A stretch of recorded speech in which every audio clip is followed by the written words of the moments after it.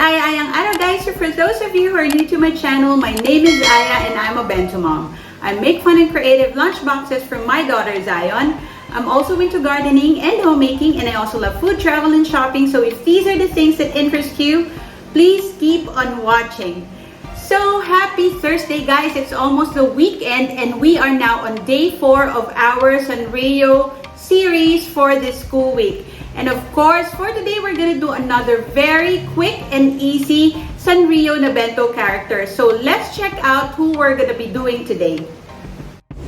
Alright, so for today's creation, we're gonna be doing a Cinnamoroll Bento character. There's a screen. That's Cinnamoroll. And Cinnamoroll is a dog. So the main ingredient for our character, of course, because this is very easy, we just need plain na white rice. And then for the details, we just need nori.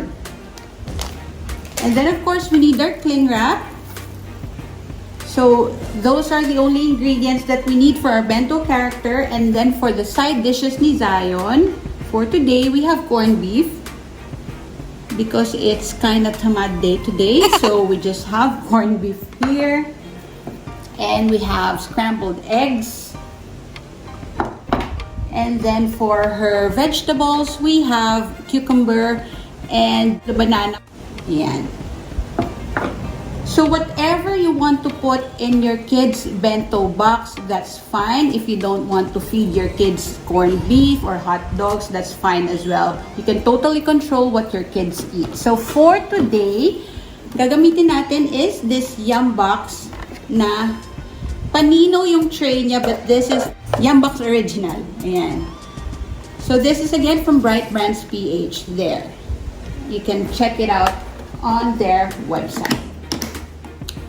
And then, of course, our kneading board. This is very big. I'll just flex this one because I really love how it is able to hold together everything that I need when I'm preparing the food for Zion. So this is from Fluid Local. There, sa screen, you can also check out their website, and they also have a Shopee account. Okay, so back to our bento making.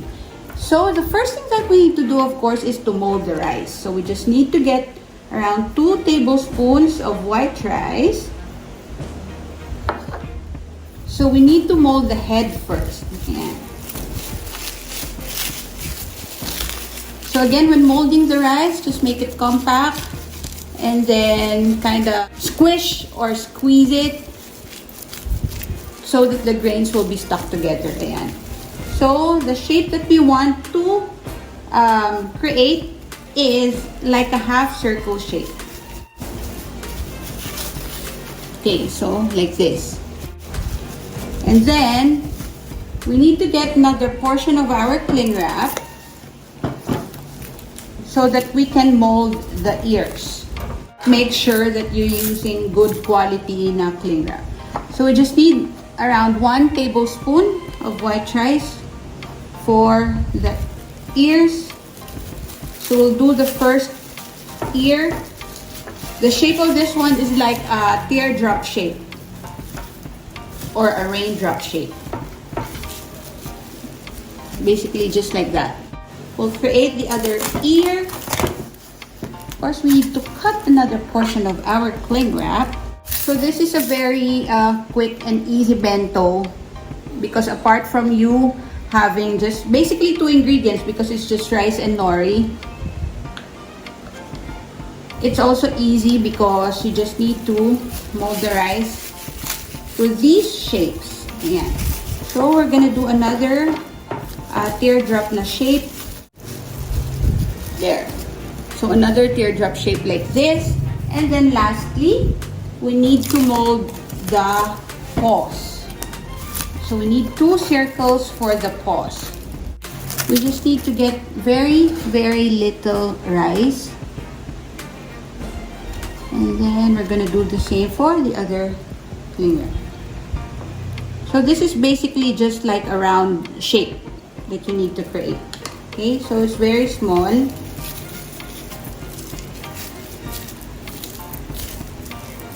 There.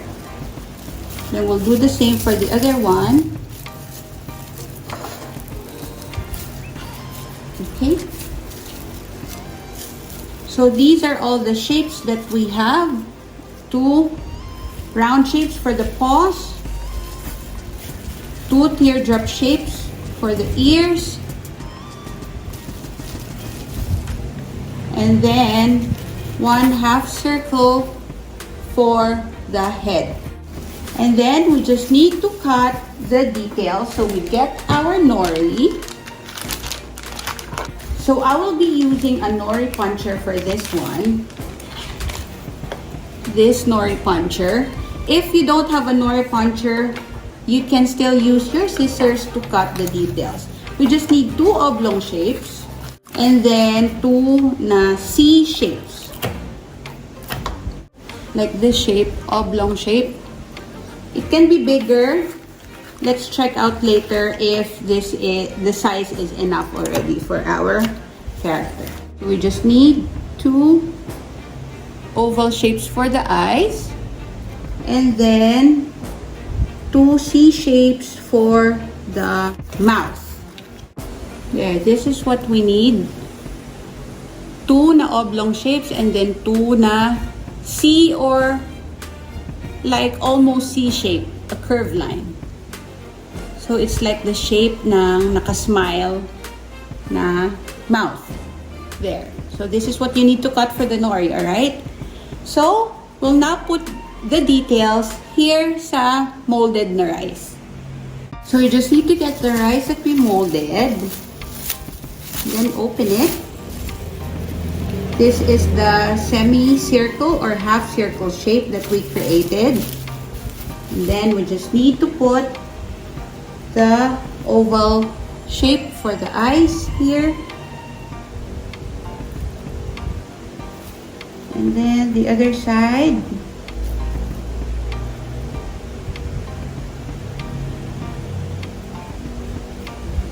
And then we need to put the C shape or the smile shape here sa kanyang mouth. So there. And then we are ready to put this sa ating bento box. So I'm gonna be using a base for this one here sa ating bento box. This one is a wax paper. I already cut this one. There. So we'll just put it here. Again, if you don't want to put a base or you don't want to line your bento box, that's fine as well. It's just that it's easier to clean it. So, the next thing that you need to do is to put the head ni Cinnamoroll sa inyong bento box. There. And then, we'll get the 2 na teardrop shapes that we created and then we'll put it on the sides. So, niraise na lang natin yung isang ear. Anyway, wala namang face-to-face si Zion today, so dito lang siya kakain sa house. But of course, if you have face-to-face classes, you need to make sure that the character fits. So, we need to get now the paws. We just need to put it underneath Cinnamoroll. So, this is the 2 na round shapes na create natin. And then, I'll just get a bento pick. There. And then, dito sa sides, lalagay natin syempre yung ating corned beef. This one. And then, on this part here, is our scrambled eggs. So what we're gonna do with the scrambled eggs, I'll teach you how to cut it into flowers.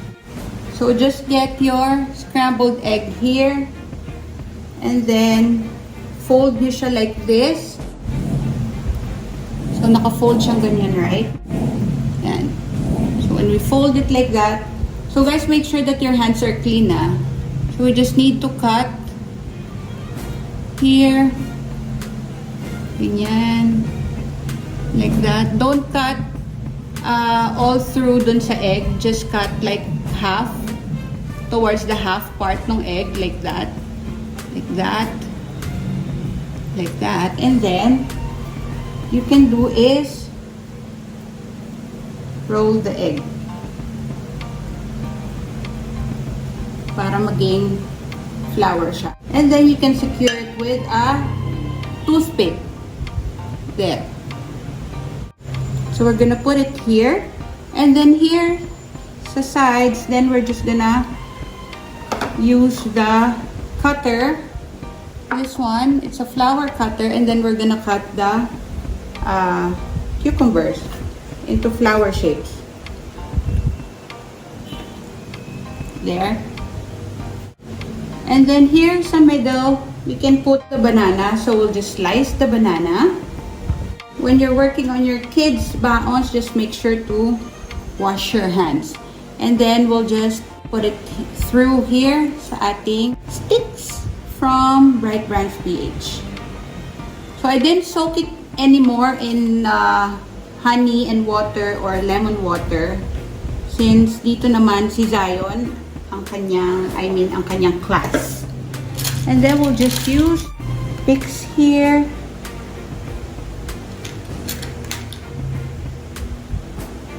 There. So this is our finished product. So that's it guys for today. I hope you enjoyed our bento creation. If you did, please like and share this video, and also please don't forget to subscribe to my channel and hit the notification bell para palagi kayong updated if I have a new video upload. Thank you for watching guys. See you in my next vlog. Bye!